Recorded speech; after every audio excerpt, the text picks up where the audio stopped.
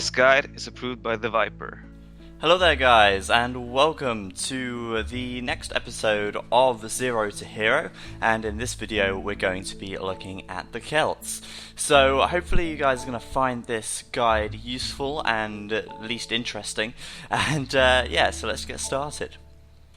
Alright, so the Celts are an infantry and siege civilization, though they're actually only listed as an infantry civilization in the tech tree. They've got some great bonuses, and they do have some of the best siege weaponry in the game. Their bonuses are as follows. Infantry move 15% faster. Lumberjacks work 15% faster. Siege weapons fire 20% faster. Sheep are not converted if one Celt unit can see it, and siege workshops work 20% faster is their team bonus. The barracks for the Celts is also very full, with all of the infantry units available. Their infantry is actually pretty good, benefiting from all of the blacksmith upgrades, and their bonus move speed is also very helpful, but it's not quite enough to make them on par with civilizations such as Goths and the Japanese. They don't get squires in the barracks either, but this is to offset their infantry movement speed bonus. As the Celts are an infantry siege civ, their archer line really isn't the best. In fact, it's actually quite lacking. They can upgrade to crossbow, and it's not uncommon to see players making crossbows in 1v1 games, but with the lack of arbalest, thumb ring, and the final archer upgrades at the blacksmith, the Celtic archers fall off very rapidly, and the player will need to transition into something else eventually. They do have elite skirmishers though, and so they can spam the trash a bit later on in the game. But once again, as with most civilizations that have access to cavalry archer, it's not really worth making them. They miss Parthian tactics and all of the upgrades stated before, and they're really costly for what you'll get out of them really. The only real time that you should really make cavalry archers is if you're Huns or Mongols. Archers can make a good choice for feudal rushing, though, as Celts can still make good expos, and their wood bonus works very well with this. The Celtic stable is at a glance fairly good. Paladins and Hussars are both available, and as one of the most famous and strongest units in the game, the Paladin would lead you to believe that the Celts have a very strong stable indeed.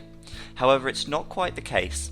Whilst the Celts do have Paladins, they miss important upgrades such as Bloodlines and Plate Barding armour, which is the cavalry defence armour. That makes them much less formidable than you would at first expect. Whilst making Paladins can be a good decision, it's actually worth noting that they have the worst Paladins in the game compared to any other civilization that also has them. Alright, the Celt Siege Workshop is one of their strongest points, with multiple bonuses that directly affect their siege and the ability to fully upgrade the Ram, Mangonel and Scorpion. They don't have the Bombard Cannon, but that's not such a big deal when you have Siege Rams, Siege Onagers and Heavy Scorpions. Their faster wood gathering and their unique unit that costs very little gold sets the Celts up very well for pumping out a lot of siege. With the 20% faster creation speed of siege units, the fire speed, which is also 20% faster, and the extra 50% health that they gain from their unique technology, Fura Celtica, the Celts most certainly have the best siege in the game. For this reason, Celts are a very popular choice on closed maps where there are many choke points and their siege can be really devastating in those kind of situations. Alright, moving on to the castle and the home of the Celts unique unit, the Woad Raider. This unit is super fast and costs very little gold compared to other units. It only costs 25. It's got quite a low amount of armour though, but it does have a high attack. The blacksmith can fully upgrade the Woad Raider, though giving it a total of 3 melee armour, 5 pierce armour, and quite a nice 17 attack. They aren't very tanky, as they lack the armour obviously, but they do utilise their speed to close the gap between themselves and their enemies, and they do hit with quite a hard punch. They're pretty good against other infantry, and really just good at raiding. The Woad Raider, the clue is in the name. The Celtic Dock is also very nice. They've got quite a fleshed out navy, and the upgrades that go along with them as well. They do of course miss the fast fire ship, but they can upgrade all the way to Galleon, which in most situations is the most important ship that you can make. Their wood gathering bonus lends itself very well to Celts as well, and makes them a reasonable naval civilization, mostly in the early Feudal Age where players are scrambling to get their first galleys out and their docks up. Later in the game though, the lack of Bracer, which is obviously the final archer attack upgrade, causes their galleons to be overshadowed by quite a lot of civilizations. But with their wood bonus, the Celts should get off to a nice start on the water either way. The Celts have one of the best Dark Age rushes in the game and can follow it up superbly with a fast castle. This is mostly due to their wood bonus giving them such a great boost in the early game. This means that they can afford to have less villagers gathering wood and hence have more villagers gathering food. The extra villagers that they can save gathering wood can also allow them to Dark Age rush very effectively, making militia, and they can follow it up very easily and very well with a fast castle. Or they could even upgrade to man-at-arms once they reach the Feudal Age, and they can utilise their faster infantry movement speed to do considerable damage right there. Of course, in a pocket position, it's also possible to do a very good straight fast castle time, and players should aim to do this if they're in a pocket position in a team game. Some players who choose not to Dark Age rush and then fast castle will actually instead go just for a feudal rush. In a 1v1 game, you'll usually be required to make a feudal army if your opponent is going to do that too. Else, you may lose a lot of villagers and struggle to defend long enough to get an army out in the Castle Age. For Celts, their feudal army should be archers. Going for archers works well for the Celts because whilst their archers fall off later in the game, they're actually able to upgrade to crossbow and get all of the relevant upgrades at the blacksmith, so they do have good crossbows in the Castle Age. This means that crossbows are quite viable, and due to their wood gathering bonus, you can afford more villagers on food once again, whilst still being able to make 2 to 3 archery ranges and pump out archers from all 3. One thing about Celts is that they often need to make 2 to 3 tech switches throughout the game to capitalise on their strongest areas. Obviously, starting off with perhaps man-at-arms and militia, then moving to archers, crossbow, and then later on adding siege and maybe even knights and stuff like that. But we'll talk about that in a little bit later on. Finally, on the water in the Castle Age, the Celts can do a standard 3-dock galley rush to good effect, again allowing them to have less villagers gathering wood and giving the opportunity to upgrade to Castle Age much faster, or even add a 4th dock quite comfortably. Remember though, still get the bit axe upgrade at the lumber camp once you reach the Feudal Age, as this will give you an additional 20% gathering speed on top of your initial 15% bonus. In the Castle Age, the Celts, like most civilizations, have more options open to them, and depending on their position on the map, obviously in a 1v1 or a team game pocket, they may decide to do different things. In a 1v1 situation where you've made archers and feudal, then you should definitely upgrade to crossbow and get bodkin arrow. If your opponent is creating crossbows too, then this is the perfect time to add a mangonel and make full use of the Celtic siege bonuses. If your opponent's making knights, then you can still very easily deal with them if you have enough crossbows massed up.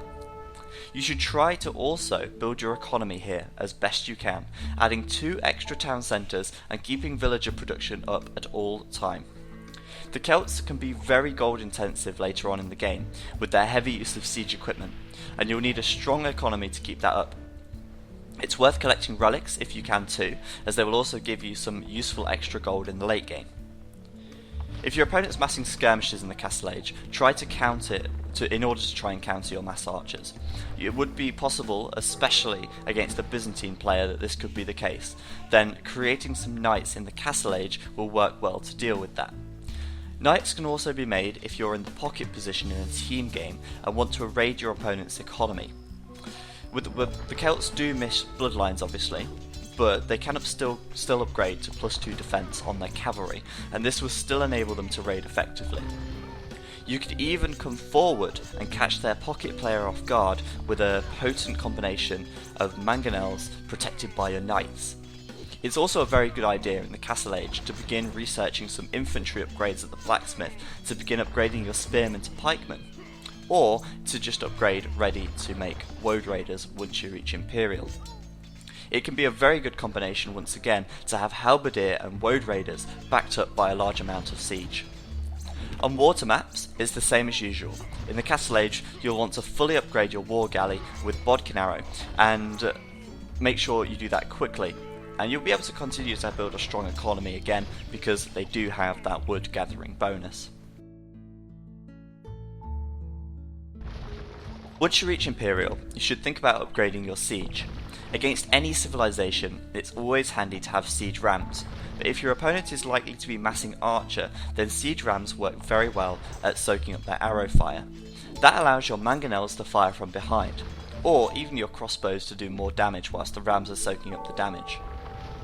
Upgrading mangonels to onager and siege onager also works well against opponents massing archers, or even against weak infantry such as halberdier as well.